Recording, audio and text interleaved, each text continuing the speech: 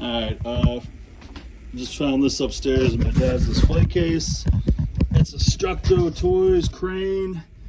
I kind of just jammed the chain in there. I didn't jam it, I just put it in there for now to show that it works. If it stayed, it would work, but there's that. I guess you could just, even a zip tie to connect it to this, but it would do that. And then this chain here, I guess, connects to something on this to make the basket open. But I don't know anything about this. I haven't looked it up yet. I thought it was really cool. And we're trying to get a display case out of the attic. Then this was in it.